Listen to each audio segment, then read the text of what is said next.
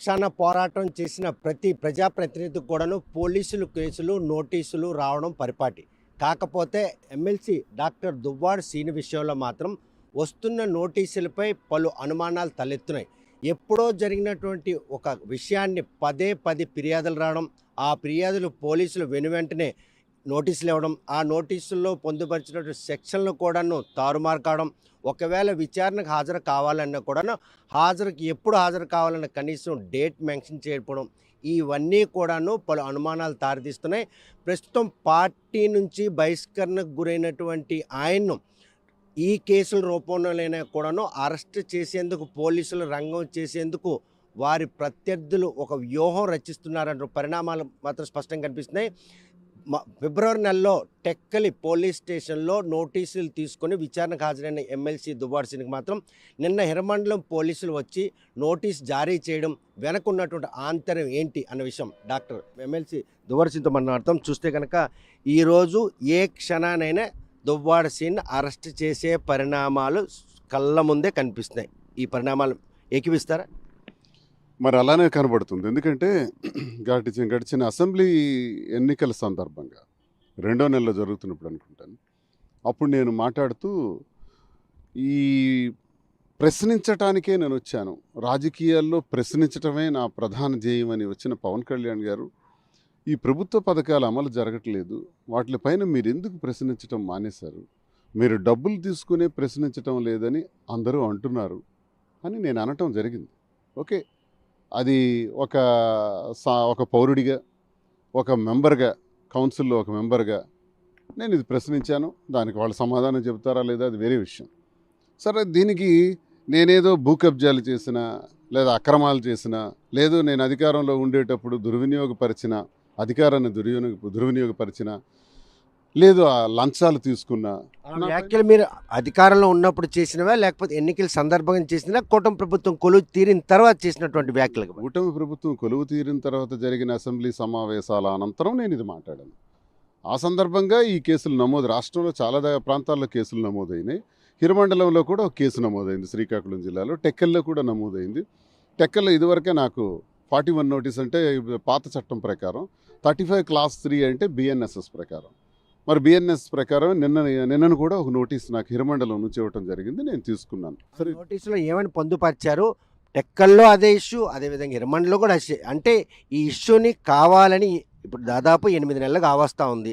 ఆ ఇష్యూ ఫిబ్రవరిలో జరిగింది. ఫిబ్రవరి నుండి మళ్ళీ మార్చిలోనే ఇది టెక్కలు ఇచ్చారు. ఈవేళ 5 నెలల తర్వాత హిరమండలో నుండి వచ్చిన ఫిర్యాదు మీద నోటీసులు ఇవ్వడం వెనక ఈరోజు పార్టీ అండదండలు మీకు లేవు, ఏకాకిగా ఉన్నారు. ఇటువంటి తరుణంలో గనక వారు చేయాల్సిన ప్రక్రియ కనుక పూర్తి చేస్తే ఈజీగా వాళ్ళు పని అయిపోతుందన్న భావన. చేసుకుని నేనేమి అది బెదిరేది లేదు సార్. ఉద్యమాలలో ఇంచుమించు 52 రోజులు జైల్లో ఉండి వచ్చిన వాడిని.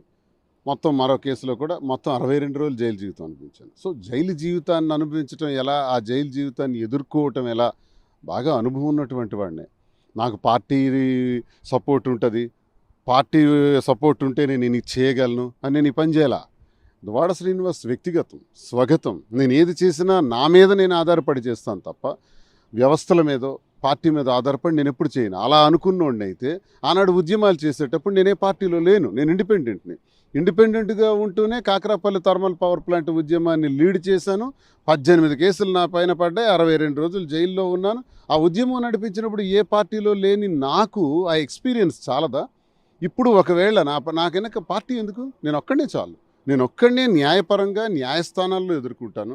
న్యాయస్థానాల్లో నాకు ఖచ్చితంగా న్యాయం జరుగుతుందని అపారమైన విశ్వాసం నాకుంది. సెకండరీ, కానీ ఎట్టి పరిస్థితుల్లో మిమ్మల్ని జైలుకు పంపించేందుకు చేస్తున్న ప్రయత్నంలో భాగంగానే ఎప్పుడో కంప్లైంట్లని కేసుగా మలిచి ఈరోజు నోటీసులు జారీ చేస్తానంటే ఏ క్షణమైనా కూడా ఆ పనిని పూర్తి చేసేందుకు సంసిద్ధంగా ఉన్నారు.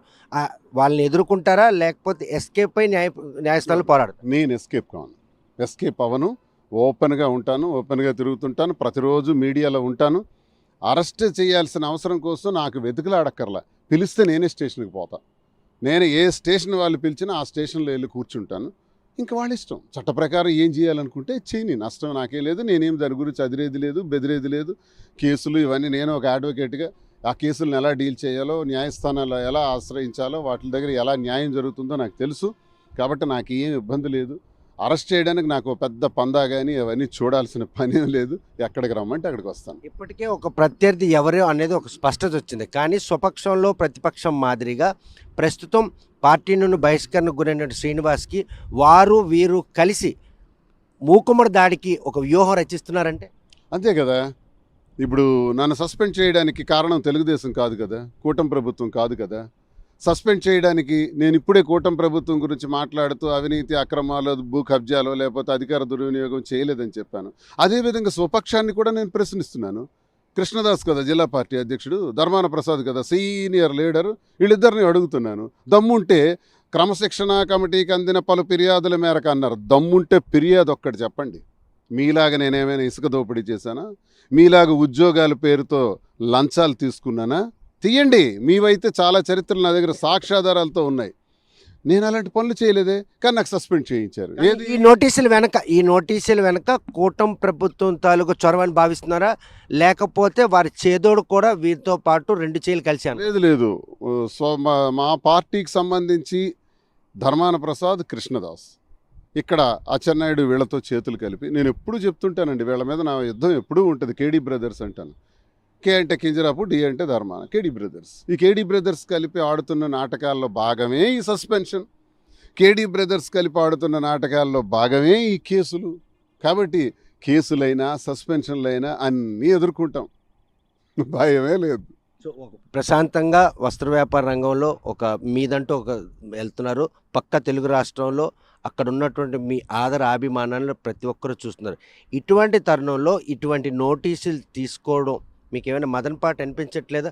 మళ్ళీ కెరీర్ ఎక్కడ పొలిటికల్ డ్యామేజ్ దిశగా వెళ్తుందన్నట్టు సంకేతాలు కనిపించట్లేదా? రాజకీయ నాయకులకి కేసులు, జైళ్ళు, ఆరోపణలు, మనం కౌంటర్స్ వెరీ కామన్. చాలా స్మాల్ థింగ్స్ ఇవన్నీ. కాబట్టి గట్టిగా ఎదుర్కొందామండి. వ్యాపారానికి నేను రాజకీయాల్లో ఉన్నానని ప్రతి 2 రాష్ట్రాల్లో ప్రతి ఒక్కరికి తెలుసు. వ్యాపార రంగంలో కూడా, టెక్స్టైల్ రంగంలో ఉన్నానని కూడా తెలుసు. అది బ్రహ్మాండంగా వెళ్తుంది. రాజకీయాలు కూడా చాలా బ్రహ్మాండంగా వెళ్తాయి, గట్టిగా వెళ్తాయి, ఎక్కడ తగ్గేదే లేదు. నేను డబుల్ స్ట్రెంగ్త్తో ఇంకా వెళ్తాను.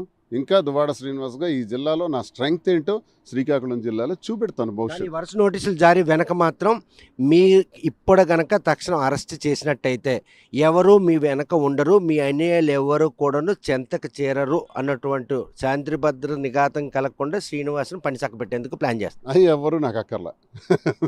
నాకు నేనే ఎదుర్కొంటాను, నా పక్కన మాధురి ఉంటారు, ఇద్దరం కలిపి ఎదుర్కొంటాను. నేను లోపలికి వెళ్తే ఆమె కేసు ప్రయత్నాలన్నీ చేస్తారు. మీ ఇద్దరం చాలండి. మాకెందుకు ఈ పనికి మాలిన వీళ్ళందరూ వాళ్ళ సహాయ సహకారాలు నాకు ఏమొద్దు. ప్రజలున్నారు, నా దైవాలు, వాళ్ళ పాదాలకు శిరస్సు వంచి నమస్కరించే 25 సంవత్సరాలు పనిచేశాను. ఆ ప్రజలే మద్దతు నాకుంది. ఆ మద్దతు, ఆ ధైర్యంతోనే ముందడుగేస్తాను. ఈ టెక్కల ప్రజలకు నేను ఎప్పుడు కూడా రుణపడి ఉన్నాను. ఈరోజు 2 రాష్ట్రాల్లో ప్రజలందరూ కూడా పరిచయం అయిన వాళ్ళందరూ ఆశీస్సులు నాకున్నాయి. వాళ్ళు ఉంటుండగా వీళ్ళెవరండి? ఈ 10 మంది, 20 మంది, 30 మంది ఉంటే ఎంత, పోతే ఎంత? వాళ్ళు ఎప్పుడూ నాకు చేయరు. వాళ్ళ అవసరమే నాకు లేదు. ప్రజల సపోర్ట్ నాకుంది, ఆ భగవంతుడి సపోర్ట్ ఉంది. ఎన్ని కష్టాలు వచ్చినా, ఎన్ని ఇబ్బందులు వచ్చినా ఎదుర్కొనేటటువంటి నైపుణ్యత, ఆ తెలివితేటలు నాకున్నాయి. ఏ ఇబ్బంది లేదు. ప్రశ్నిస్తాను అని వచ్చినటువంటి పవన్ కళ్యాణ్ విషయంలో ఈరోజు నెలకి 50 కోట్ల రూపాయలు చంద్రబాబు నాయుడు ఇస్తే ప్రశ్నించడం మానేశారు. ప్రజల మాటగా అనుకున్నారు, మీ మనోగతంలో మాటని బయటకు పెట్టారు ఆ వేదిక. నేను 2వ నెలలో ప్రశ్నించేటప్పటికి మీరు ఎన్నికలకు ముందు కూటమి ప్రభుత్వం వాగ్దానాలు ఇచ్చి, సూపర్ 6 వాగ్దానాలు ఇచ్చి, అలాగే కాక మరో 148 రకాల మాటలు చెప్పి మీరు అధికారంలోకి వచ్చారు. అది అమలు చేయట్లేదు. మరి పవన్ కళ్యాణ్ గారు కూడా ప్రశ్నించట్లేదు అన్నాను ఆనాటికి. ఇది ఇంచుమించు 10వ నెల అయిపోతుంది. ఇది ఇంచుమించు ఆగస్టు 8వ నెల అవుతుంది. ఈ రోజుకి నేను అబ్జర్వ్ చేస్తే కొన్ని అమలు జరిగాయని నేను విన్నాను. అందులో ముఖ్యంగా తల్లికి వందనం ఇస్తున్నారని విన్నాను. అలాగే రైతు భరోసా బదులు రైతుకి ఇస్తున్నారని కూడా ప్రారంభించారని విన్నాను. బస్సులు కూడా మహిళలకి ఎలవ్ చేస్తున్నారు, ఇంకా త్వరలో ప్రారంభిస్తారని కూడా విన్నాను. ఇవన్నీ అమలు జరిగితే నేను ఒక సిటిజన్గా, ఒక సభ్యుడిగా సంతోషిస్తాను. ప్రభుత్వాన్ని టార్గెట్ చేసి